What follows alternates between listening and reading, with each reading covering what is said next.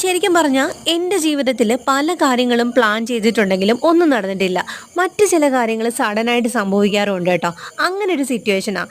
വൈകുന്നേരം 4 മണിയൊക്കെ കഴിഞ്ഞിട്ട് നമ്മൾ നേരെ റെയിൽവേ സ്റ്റേഷനിലേക്ക് പോകാൻ ഒരുങ്ങിയപ്പം നമ്മുടെ സാറിന് ഒരു ഐഡിയ. ഇനി അടുത്ത ട്രെയിൻ 6 മണിക്കല്ലേ ഉള്ളൂ. അങ്ങനെയാണെങ്കിൽ നമുക്ക് ആ 2 മണിക്കൂർ കൊണ്ട് കുമരംകരി ഒന്ന് കറങ്ങിയിട്ട് വന്നാലോന്ന്.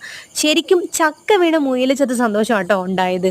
ഞങ്ങൾ മടി പിടിച്ചിരുന്ന എച്ചമ്മിനെ സഹിതം കുത്തിപ്പൊക്കി നേരെ സാറിൻ്റെ മയിൽ വാഹനത്തിൽ കുമരംകരിയിലോട്ട് പോയി.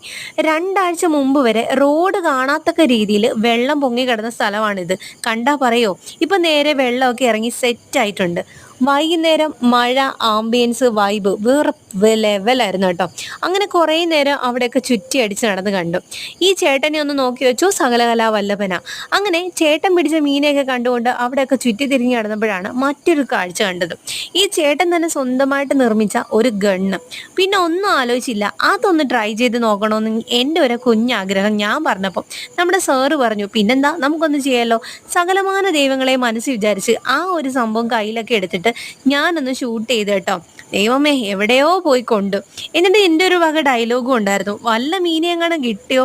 ആ ഒരു ഡയലോഗ് കേട്ട് ചേട്ടൻ്റെ കുഞ്ഞ് വരെ കണ്ണ് പൊത്തി ചിരിച്ചു പോയിട്ടോ. കുറേ നേരത്തേക്ക് ഞാൻ എയറിലായിരുന്നു.